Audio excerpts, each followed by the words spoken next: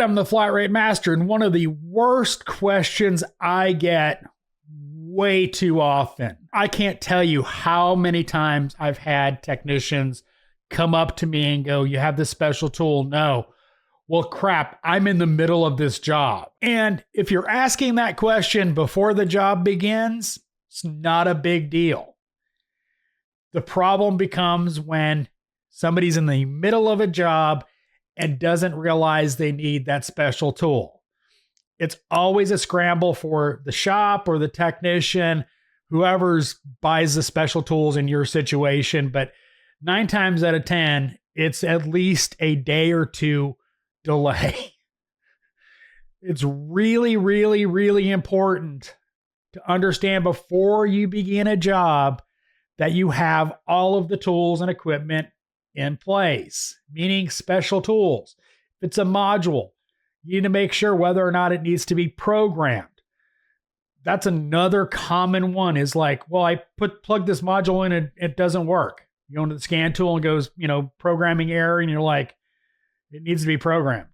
It is unfortunately sad how often this question gets asked in a shop. And sometimes it's simple mistakes.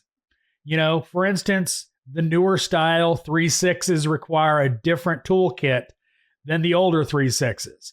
And, going into that job, you may think it's the same tool. I actually made that same mistake. I assumed we had the right tools because we had the old set. A new set is required for the newer vehicle. I didn't realize that because I didn't look at the part numbers. I looked at the tools and go, oh, they're the same tools. So it does happen. You're prepared for the tools that you need. You might think you have the right tools, but you don't. I can't tell you how many times I've had technicians come up to me and go, "You have this special tool?" "No." "Well, crap, I'm in the middle of this job." If you're lucky, Amazon has it and it's in the local warehouse, but you're not going to be that lucky. It's at minimum a 2-day delay. And that sucks for the technician, sucks for the customer, it sucks for the shop. Regardless of who's paying for that special tool, read your service information. It will save you so much time. But it is so freaking annoying having a technician come up to me and go, "Oh, well, I don't have this special tool, so we're going to need to push this vehicle out because I can't work on it right now."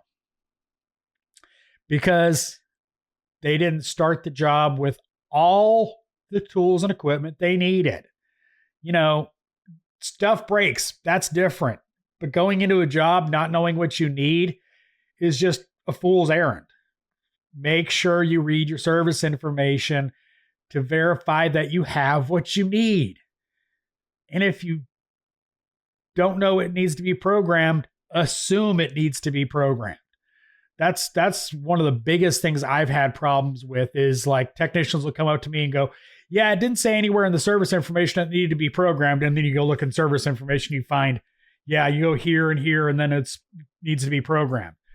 And all of a sudden the shop's out a mobile guy programming it or the subscription to program it in-house, etc., etc. Information's readily available in service information. You just got to spend a little time looking for it. So I hope you enjoyed this video. As always, thanks for watching. I am the Flat Rate Master.